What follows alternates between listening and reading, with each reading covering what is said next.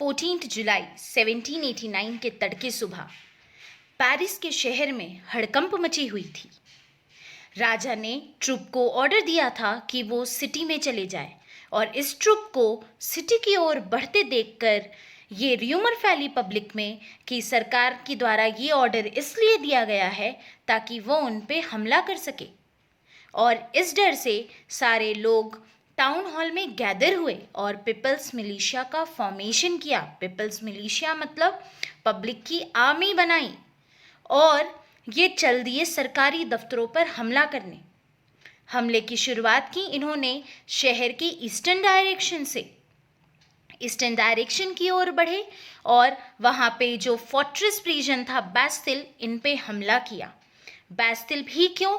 क्योंकि बैस्टिल जो है वो राजा के डेस्पोटिक पावर को दिखाता था, यानी कि राजा के जो पावर्स हैं, अनलिमिटेड पावर्स हैं, उनको शो करता था। और यहाँ पे हमला करते ही यहाँ के कमांडर को मार दिया गया और यहाँ पर जो 7 कैदी कैद थे उनको रिहा कर दिया गया।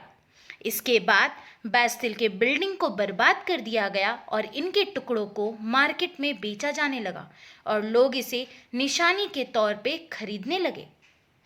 बट आखिर ऐसा क्यों और कैसे? अचानक से शहर में इतना बड़ा हड़कंप क्यों? पब्लिक इतनी ज्यादा भड़क क्यों गई? आखिर ऐसा क्या हुआ? तो स्टूडेंट्स, आज के वीडियो लेसन में हम इन्हीं सारे क्वेश्चंस का आंसर ढूंढेंगे। आज के लेसन में जो हम चैप्टर शुरू करने जा रहे हैं, हमारे इसी क्यूरियोसिटी को वो सॉल्व करेगा और हमें बताएगा कि आखिर सिटी में ऐसा क्या हुआ। तो यानी कि आज हम एक न्यू चैप्टर शुरू कर रहे हैं, द फ्रेंच रिवॉल्यूशन, जिसमें हम लोग जानेंगे कि सिटी के शहर में 14 जुलाई को ऐसा हड़कंप क्यों मचा। आखिर ऐसा क्या हुआ कि वहाँ के राजा ने आर्मी को भेजा शहर में और लोगों को लगा कि वो उन पे हमला करने आ रहे हैं और बदले में पब्लिक ने हमला कर दिया, बैस्टिल को पूरी तरीके से डिमोलिश कर दिया। वाई? तो आज के लेसन में हम इन्हीं क्वेश्चंस का आंसर्स ढूंढने वाले हैं। इस चैप्टर में हमें इन क्वेश्चंस का आंसर मिलेगा और साथ ही साथ हमें ये भी पता चलेगा कि आखिर हम फ्रांस का ही रिवॉल्यूशन क्यों पढ़ते हैं पहले चैप्टर में, इंडिया का क्यों नहीं, और आखिर फ्रेंच रिवॉल्यूशन का क्या इंपॉर्टेंस है, क्या सिग्निफिकेंस है।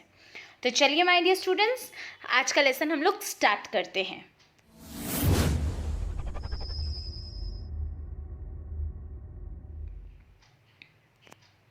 French society. अगर हमें जानना है कि आखिर 14 जुलाई को ऐसा क्या हुआ था तो हमें बैकग्राउंड से जानना पड़ेगा, हमें फ्लैशबैक में जाकर के पूरी स्टोरी देखनी पड़ेगी कि आखिर ऐसा क्या था। तो चलिए शुरू करते हैं फ्रांस की सोसाइटी से। आखिर फ्रांस की सोसाइटी में ऐसा क्या था, उसके बाद ही हम समझेंगे धीरे धीरे करके कि आखिर 14 जुलाई को हुआ क्या। तो चलो देखते हैं। अगर हम फ्रांस की सोसाइटी की बात करें तो आपको पता ही है कि दुनिया भर में क्या है, उस समय राजा का काल था, तो वैसे ही फ्रांस में भी राजा का ही सिस्टम था, मोनार्कियल फॉर्म ऑफ गवर्नमेंट थी। 1774 में लुई 16 नाम के एक प्रिंस जो थे, जो कि बर्बन डायनेस्टी को बिलोंग करते थे। खाने वाली बिस्किट नहीं है बर्बन, बर्बन डायनेस्टी थी, खानदान था, उस खानदान को बिलोंग करते थे और ये राजा बने। इन्हें जब राजा बनाया गया उसके बाद इनकी शादी हुई 20 साल की उम्र में ऑस्ट्रिया की प्रिंसेस मैरी एंटोइनिटी से।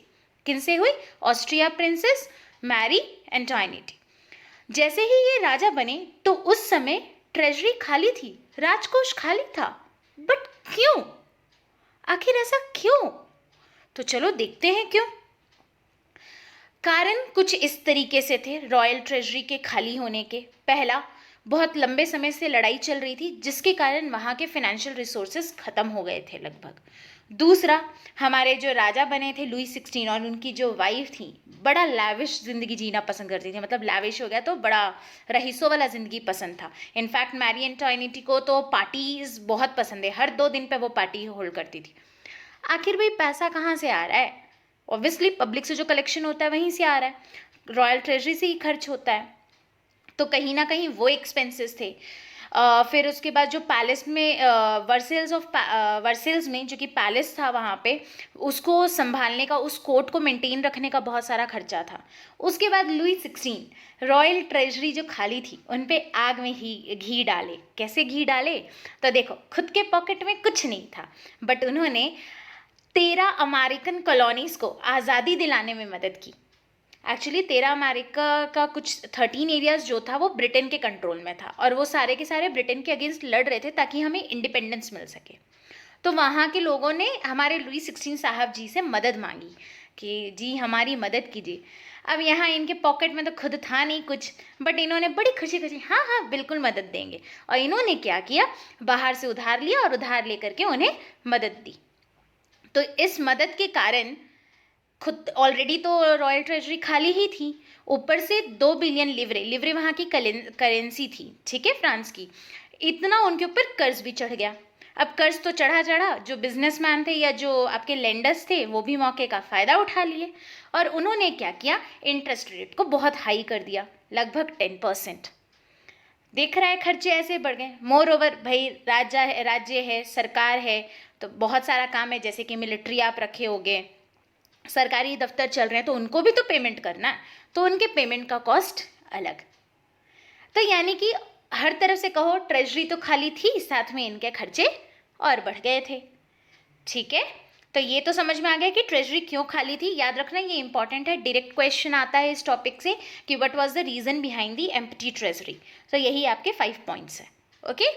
अब ट्रेजरी खाली थी, ऊपर से इन्होंने बाहर उधार लेकर के बाहर किसी को भी मदद कर दी।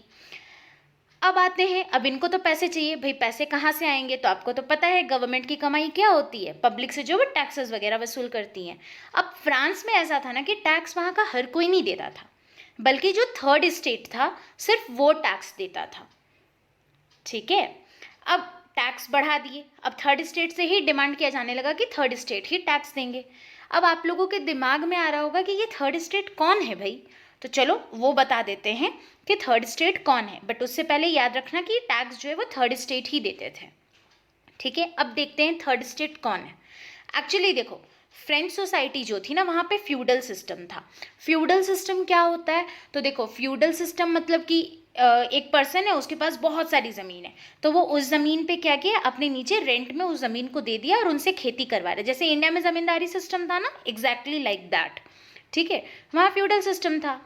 और ये 1789 से पहले था, याद रखना। जो पेरिस में जो अचानक से हड़कंप मचा था 14 जुलाई को, उससे पहले तक ये सिस्टम थे, बाद में बहुत सारे चेंजेस आए, और ये जो सिस्टम था इसे ओल्ड रेजाइम कहा जाता है, ठीक है। तो हम अभी सिर्फ उस वक्त का बात कर रहे हैं। तो वहाँ पे ज़मींदारी सिस्टम जैसा था, बड़े बड़े लोग थे जो अपना ज़मीन रेंट पे दे के रखे हुए थे, ठीक है। और फ्रेंच सोसाइटी में 3 तरह के लोग रहते थे। पहले थे आपके फर्स्ट स्टेट, ये क्लर्जीमैन होते थे। क्लर्जीमैन भाई किनको कहते हैं? तो वो जो जिनका लेना देना चर्च से होता है ना, जैसे फादर वगैरह हो गए, या चर्च में जो इंपॉर्टेंट मेंबर्स होते हैं, ये लोग बिलोंग करते थे फर्स्ट स्टेट को। फिर दूसरा आपका था सेकेंड स्टेट, इसमें आ जाते थे राजा वगैरह, नोबिलिटी, ओके, इनमें राजा वगैरह, राजा का परिवार, खानदान आ जाता था। फिर तीसरा जो ग्रुप था आपके फ्रेंच सोसाइटी में, वो था आपका थर्ड स्टेट। इसमें आ जाते थे आपके बिजनेसमैन, पेजेंट्स, मर्चेंट्स, ये सारे लोग, ओके। देखो मैंने यहाँ पर पे एक पिरामिड बनाया हुआ है, first state, second state, third state का। फर्स्ट स्टेट, इसमें आ गए आपके वही लोग जो कि चर्च वगैरह को बिलोंग करते थे। सेकेंड स्टेट, इसमें राजा वगैरह आ गए, और 35% ऑफ दी जो ज़मीन है वो ना नोबिलिटी के पास थी, ओके। और नेक्स्ट आ गए थर्ड स्टेट। अब थर्ड स्टेट में बिजनेसमैन, पेजेंट, मर्चेंट, लेबर सारे लोग आते थे। इनमें से कुछ लोगों के पास पैसा था और कुछ लोगों के पास पैसा नहीं था, वो बहुत गरीब होते थे, ठीक है। अब देखो वहाँ की सोसाइटी में डिफरेंस क्या था। तो वहाँ की सोसाइटी में जो फर्स्ट स्टेट और सेकंड स्टेट होता था, ये सबसे ज़्यादा पैसे वाले होते थे, बट इनको कोई टैक्स नहीं देना पड़ता था, पहला। दूसरा कि इनको बहुत सारा प्रिविलेजेस बर्थ के बेसिस पे मिला था। जैसे कि मान लो कि अगर तुम क्लर्जी हो तो तुम्हारा बेटा भी क्लर्जी होगा, तुम राजा हो तो तुम्हारा बेटा भी राजा होगा, फिर उसका बेटा भी राजा होगा। तो बर्थ के बेसिस पे बहुत सारे फायदे थे, टैलेंट वगैरह का तो कोई वैल्यू ही नहीं था। जबकि थर्ड स्टेट के साथ क्या था, इन्हीं को सारा टैक्स पे करना पड़ता था, जितना भी टैक्स लगेगा बस ये थर्ड स्टेट पे करेंगे, और साथ ही साथ इनको कोई प्रिविलेजेस नहीं मिलता था। अगर इनमें मान लो कोई अमीर भी हो गया तो कोई फ़ायदा नहीं है, उनको ऊंची वाला कोई भी वैल्यू नहीं मिलेगा। और तो और कई बारी इन्हें फ्री में भी फर्स्ट और सेकंड स्टेट के लिए काम करना पड़ता था और इन्हें हर वक्त अपने सर्विस रेंडर करने पड़ते थे, चाहे मन हो या ना मन हो। तो ये स्टेट सिस्टम था फ्रेंच सोसाइटी का। क्लियर? अब यहाँ पे टैक्स कौन दे रहा है? Third state. अब बताओ, थर्ड स्टेट में आपके मिडिल क्लास और जो गरीब है वो लोग आते थे।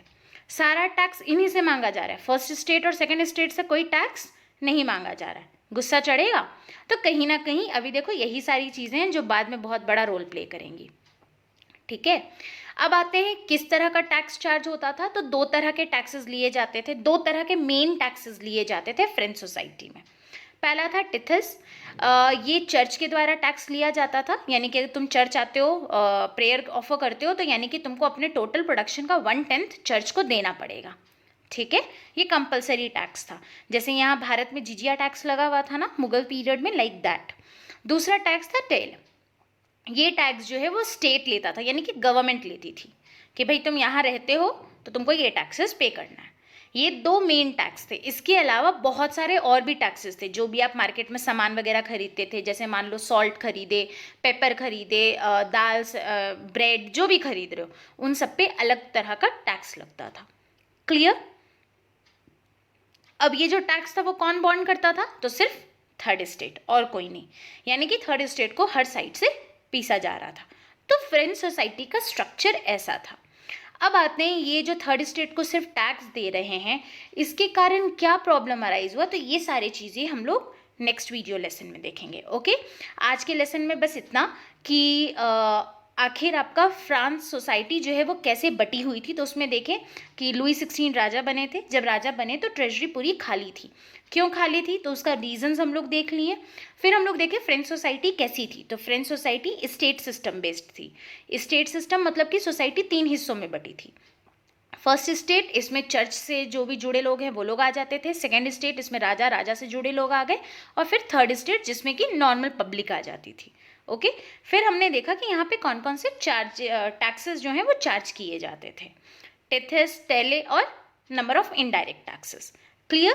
आज के वीडियो लेसन के लिए बस इतना। नेक्स्ट लेसन में फ्रेंच सोसाइटी को हम लोग और डिटेल में देखेंगे और धीरे धीरे जब हम लोग स्टोरी पढ़ते जाएंगे तब हमें समझ में आएगा कि आखिर 14 जुलाई को ऐसा क्या हुआ था जो लोगों के मन में इतना गुस्सा भरा हुआ था, या पब्लिक जो है वो अचानक से पेरिस की ओर बढ़ गई और जो भी ऑफिस थे, गवर्नमेंट ऑफिस थे, उनको उजाड़ने लगी। ओके, सो आज के लिए बस इतना ही। होपफुली आपको लेक्चर मेरा क्लियर हो गया है। हाउएवर अगर कोई डाउट है तो you can ask that in the comment section. That's all for today. Thank you for listening to me and या अगर अभी तक आपने हमारे चैनल को सब्सक्राइब नहीं किया है तो kindly hit the subscribe button and अगर हमारे अपडेट से जुड़े रहना है तो बेल आइकन को ज़रूर दबाएं and stay tuned to us.